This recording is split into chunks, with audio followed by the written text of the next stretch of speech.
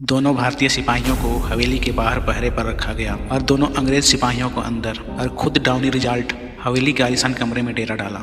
उन्हें सख्त आर्डर थे विद्रोहियों की लोकेशन मिलने पर आला कमान को सूचना दें। नमस्कार दोस्तों, पेश है एक हैरतअंगेज कहानी जो आपको एक सफ़र पे ले चलेगी। तो शुरू करते हैं आज की नई कहानी, घोड़कच। एक कहानी है ब्रिटिश भारत। एक अंग्रेज पुलिस इंस्पेक्टर डाउनी रिजल्ट एक गांव पहुंचा।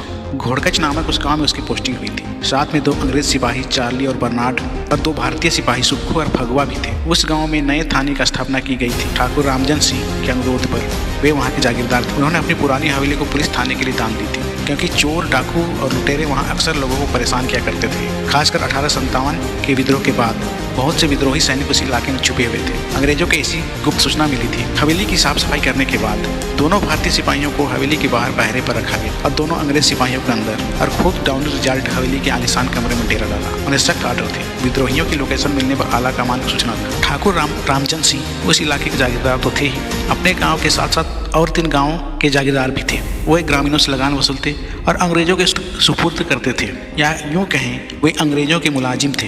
एक रोज अंग्रेज अफसर डाउनी को एक खबर मिली, सिपाही विद्रोह का एक मुख्य आरोपी उस गांव में आने वाला है। उसे उन विद्रोही सिपाहियों के ठिकाने का पता मालूम है, उसे पकड़ना होगा। उस गांव में जमींदार के आदमियों संग घेराबंदी की गई। आखिर 2 दिनों की कड़ी मशक्कत के बाद उन्होंने एक अजनबी आदमी को पकड़ा जो उस गाँव और उसके आसपास के गाँव का भी नहीं था। उसे उसी हवेली में नजरबंद कर दिया गया और ब्रिटिश अफसरों को चिट्ठी के माध्यम से इत्तिला कर दिया गया। वो कोई 40 वर्षीय हट्टा कट्टा आदमी था। उसका दाहिना हाथ जलकर काला पड़ा हुआ था। शायद बारूद के धमाके से उसका ये हाल हुआ होगा। 2 दिन हो गए उसे कैद किए। उससे डाउनी और उसके अंग्रेज सिपाहियों ने कड़ी पूछताछ की, पर वह कुछ न बोला। उसे उन्होंने डंडे से बहुत मार कर थक गए, लेकिन उसने अपनी जुबान तक नहीं खोली। हवेली के बाहर जमींदार के आदमी भी लाठियों के सहारे पहरे पर मुस्तैद थे। शाम हुई, एक पुरानी जीप उस हवेली के बाहर आती। 5 अंग्रेज जो हाई रैंक के अफसर लग रहे थे वे हवेली में दाखिल हुए। बाहर खड़े सिपाही जो भारतीय थे उन्होंने उनको सैल्यूट किया। वे हवेली के उस अंधेर कमरे गिर गए जहां वो विद्रोही सिपाही बंधा हुआ था, या यूं कहें कैद था। उन लोगों ने भी उस पर जोर आजमाइश किया, फिर भी वह विद्रोही टस से मस ना हुआ। उसके शरीर से लहू भी बह रहा था। किसी तरह सुबह होती है, जीप से आए अंग्रेज अधिकारी उस विद्रोही के अपने साथ ले जाने लगे। इधर डाउनी अपने अंग्रेज सिपाहियों संग फिर से इलाके की सघन जांच करने लगा। इधर वह जीप घोड़कच गांव को छोड़ जंगल से गुजर रही थी। तभी जंगल के बीचों बीच अचानक जीप का बैलेंस बिगड़ा और एक पेड़ से टकरा गया। सभी सकुशल थे, उन्हें मामूली चोटें आई थी। सभी जीप से बाहर आए। चालक ने जांच किया तो मालूम चला कोई नुकीला पत्थर टायर पंक्चर कर गया है। आगे के दोनों टायर पंक्चर थे। स्टेपनी बस एक और जंगल के बीचों बीच उन्होंने चालक और एक अंग्रेज को वापस गांव की ओर मदद भेजा। बाकी के 3 उस विद्रोही को पेड़ से बांध वहीं पहरा देने लगे। इधर गांव में डाउनी अपने सिपाहियों संग जंगल के बाहर और गांव से दूर रहने वाले वैद्य मुनि भगत से पूछताछ करने पर उन्हें मालूम चला कुछ दिन पहले कुछ लोग अचानक रात में 2 बीमार लोगों को उस वैद्य के यहाँ लाए थे। उन्होंने उन्हें कुछ दवाइयाँ दी, फिर वे चले गए वापस जंगल की ओर। डाउनी का शक गहराता जा रहा था। आखिर वे विद्रोही सिपाही इसी जंगल में मौजूद होंगे कहीं ना कहीं, लेकिन कहाँ, ये तलाशना भूसे में सुई तलाशने के बराबर है। पर एक बात अजीब थी, वहाँ कोई भी जंगल की ओर नहीं जाता था, कोई भी नहीं, और जंगल के बारे में कोई बात भी नहीं करता था। लेकिन क्यों, ये बात अजीब है। शाम होने वाली थी। अब भी जंगल के बीचों बीच उस विद्रोही को पेड़ों से बांध 3 अंग्रेज अफसर पहरे पर थे। चालक और उनका अंग्रेज सिपाही अभी तक नहीं लौटे थे। इधर गाँव के बीचों बीच स्थित जागीरदार रामजन सिंह अपनी हवेली में इंस्पेक्टर डाउनी और उसके सिपाहियों संग बैठे बातें कर रहे। दावत थी जागीरदार के यहाँ। तभी दौड़ता हुआ एक भारतीय सिपाही ने वहाँ दस्तक दी। उसने वहाँ उन्हें बताया उन लोगों ने एक चोर को पकड़ा है जो बनिए की दुकान से पैसा चुरा भाग रहा था। उसके और भी साथी थे, वे भाग गए पर वो पकड़ा गया। कुछ देर बाद सभी उस पुरानी हवेली में पहुंचे और उस चोर से पूछताछ की, पर वो खामोश रहा। अपने साथियों के बारे में नहीं बताया। वह चोर दूसरे गाँव का जवान लड़का था जिसे सभी गंगू कहा करते थे। उन अंग्रेज सिपाहियों ने उसे खूब मारा, फिर भी वह अपना मुंह ना खोला।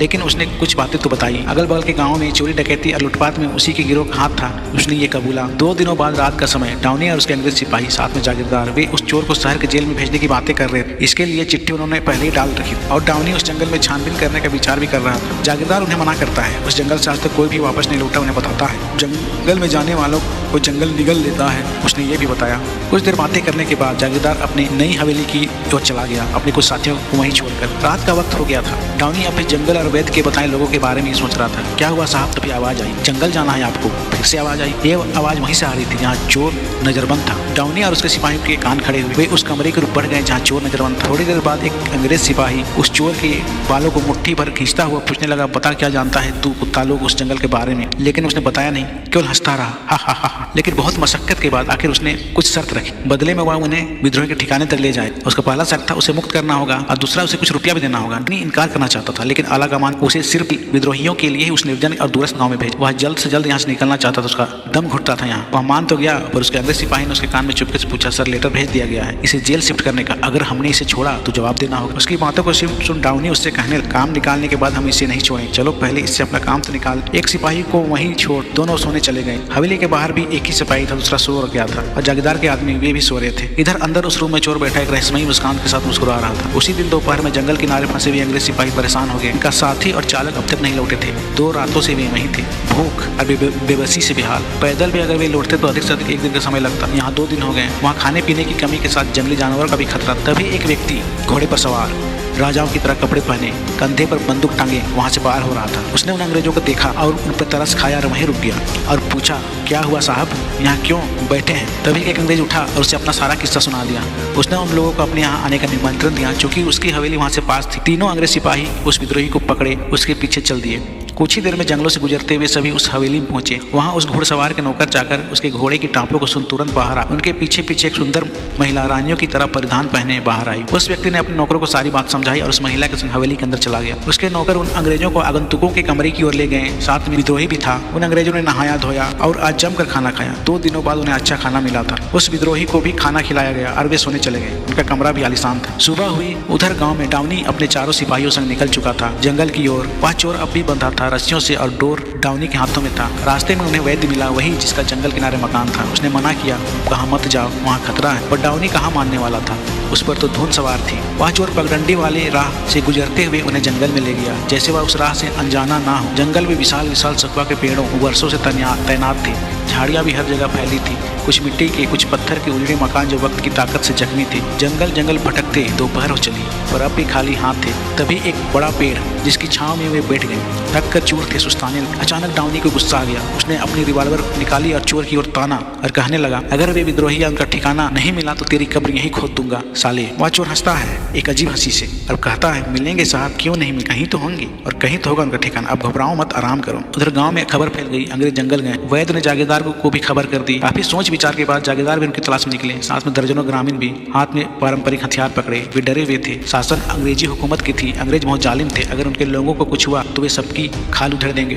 थोड़ी देर सुस्ताने के बाद वे आगे बढ़े। जैसे जैसे वे आगे बढ़ते जा रहे थे जंगल और गहराता जा रहा था। अब तक ना कोई मानव मिला था, ना ही कोई जीव। बड़ा अजीब जंगल है। उन अंग्रेजों का दिमाग भी भरमाता जा रहा था। जंगल के आधे हिस्से छान मारते मारते उन्हें शाम हो गई, फिर भी कुछ हाथ ना लगा।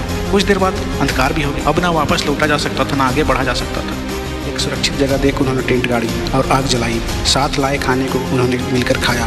डाउनी टेंट में आराम करने चला गया। अंग्रेज सिपाही भी सो गया और भारतीय सिपाही पहरे पर तैनात हो गए। चोर वही बंधा था।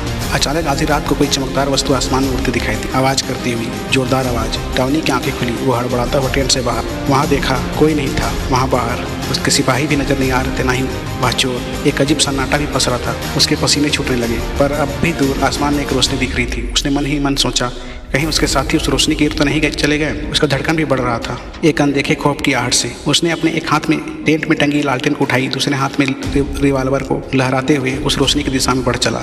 जैसे जैसे वो आगे बढ़ रहा था रोशनी भी बढ़ रही थी और आवाज़ें भी तेज हो रही थी। आगे बढ़ते हुए डाउनी को अचानक किसी के रोने की आवाज़ आई।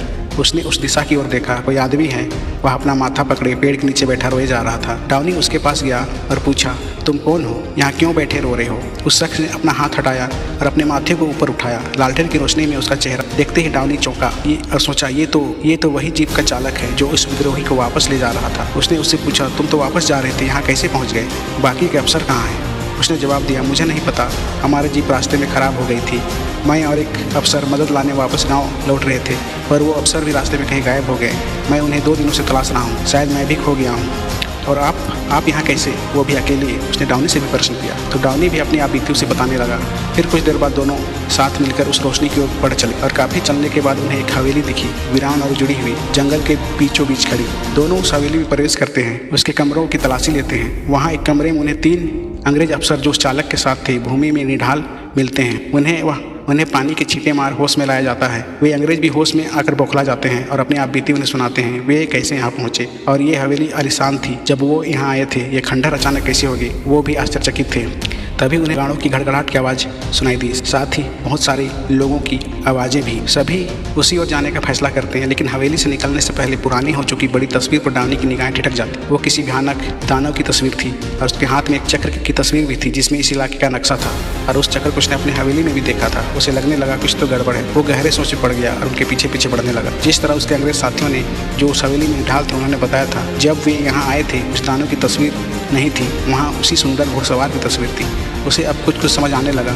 वर्षों पहले वो अपने साथियों संग यहाँ आया था। उसे कुछ याद आने लगा था। अब वो चलते चलते उस रोशनी से कुछ दूर टुक झाड़ियों के पीछे छुप गए। उन्होंने देखा सभी ग्रामीण वहीं मौजूद थे, जागीरदार भी, साथ में उनके चारों सिपाही, वो चोर और विद्रोही भी, और जंगल में खोया हुआ वह सिपाही भी, वह वैद्य भी वहीं था। और वे एक मंदिर को घेरे हुए थे। सभी किसी मोहपास में जकड़े हुए खड़े थे और टकटकी लगाए उस मंदिर के द्वार को देख रहे थे। तभी उस मंदिर से एक शख्स निकला, वही घुड़सवार, जिसे देखते ही डाउनी के अंग्रेज साथी पहचान गए। साथ में वो सुंदर महिला भी थी, रानियों के समान सजी हुई। सभी जो मंदिर के बाहर खड़े थे झुक गए उनके अभिवादन में। डाउनी का ध्यान अब उस सुंदर महिला पर टिक गई। उसे वो जाना पहचाना लग रही थी। अचानक उसे बीती बातें याद आने लगी, वो सब कुछ जो उसने उसके स्मरण से मिटा दिया गया था। वो एक दूर देश का योद्धा राजकुमार था। अपने साथियों संग भूमिराज की नगरी पहुंचा था। वो विदेश भ्रमण पर निकला था। यहाँ उनकी अच्छी खातिरदारी हुई थी। उसी समय पड़ोसी राज्य का राजा करकट उस राज्य पर आक्रमण कर देता है, जिसे डाउनी अपने साथियों संग अपनी सूझबूझ से नाकाम करता है। वहाँ का राजा खुश होकर अपनी पुत्री का विवाह डाउनी से कर देता है, लेकिन जब वह राजकुमारी संग लौट रहा होता है और घोड़कच नामक गांव से गुजर जंगल के रास्ते में था तो उनके साथ अजीब हादसा हुआ। एक धुंध जो उनके काफिलों को चारों ओर से घेर लिए, वो उनके साथी वहीं बेसुध हो गए और राजकुमारी के नौकर जाकर भी जब उन्हें होश आया तो पता चला राजकुमारी गायब है। उसके दासियों से पूछताछ करने पर उसे मालूम चला राजकुमारी इस वन में रहने वाले जादूगर संग प्रेम करती थी और विवाह भी उसी से करना चाहती थी, लेकिन अपने पिता राजा से डरती थी। वह जादूगर दानव वंश का राजा भी था जो उस जंगल में निवास करता था। जब डाउनी अपने साथियों और साथ आ रहे राजकुमार के दास और दासियों से वापस राज्य को लौट रहे थे तो राजकुमारी डर गई। अगर उसके पिता को ये समाचार मिलेगी तो वे इस जंगल में आक्रमण कर उसे और उसके प्रेमी को मार डालेंगे। तो उसने अपने प्रेमी को कोई ऐसा उपाय करने को कहा कि वे कभी कहीं पहुंचे ही नहीं, बस इसी वन स्थल में कैद रह जाएं। पहले तो उस जादूगर ने मना किया, पर आने वाले खतरे को भांपकर वह भी मान गया। उसने चक्रम क्रीड़ा नामक यांत्रिक जादू का इस्तेमाल किया। वो जादू इतना शक्तिशाली था कि सभी उसी में फंस गए, खुद राजकुमारी उसका प्रेमी भी। लेकिन उस चक्रम क्रीड़ा यंत्र का समय सीमा होता है, हर वर्ष उसे फिर से जगाना पड़ता है और सभी को वहाँ उपस्थित रहना पड़ता है। और आज वर्ष पूरा होने वाला है, न जाने वे कितने वर्षों से यहाँ फंसे हुए हैं। तभी वह जादूगर उस चक्र को हाथों में थामे घुमाने लगता है। डाउनी के साथी भी अनायास अपने होश खो देते हैं और मंदिर की ओर खींचे चले जाते हैं। डाउनी के दिमाग में भी धीरे धीरे अब असर होने लगता है। उसे भी अब उसकी भी स्मरण अब मिटने लगती है, लेकिन वह स्मरण मिटने से पहले कुछ करता है झाड़ियों के पीछे। लेकिन कुछ समय बाद वो भी झाड़ियों से निकल जाता है और उस चक्र के मोहपास में सम्मोहित हो वह भी मंदिर के पास पहुंच जाता है और वहीं जड़ हो जाता है। अनायास से अद्भुत और तेज रोशनी पूरे क्षेत्र को अपनी आगोश में ले लेती है और एक गहरा अंधेरा चारों ओर फैल जाता है। लेकिन दूसरे दिन डाउनी अपने साथियों संग फिर से अंग्रेज अफसर बन उस गांव की ओर जीप में सवार हो जाता है। वह गांव घोड़कच, लेकिन इस बार नज़ारा अलग था। उसके साथियों को कुछ याद नहीं था, पर पिछली रात को उस जादुई महापास और स्मृति को ओझल होने से पहले उसने सारी बातों को अपने बाएं हाथ की पूरी हथेली में लिख चुका था। धन्यवाद दोस्तों। तो कैसी लगी मेरी द्वारा रचित यह कहानी? और आवाज़ भी मेरी है, थोड़ी भारी है, धन्यवाद। और इस तरह की कहानियों को सुनने के लिए मेरे चैनल को लाइक, शेयर और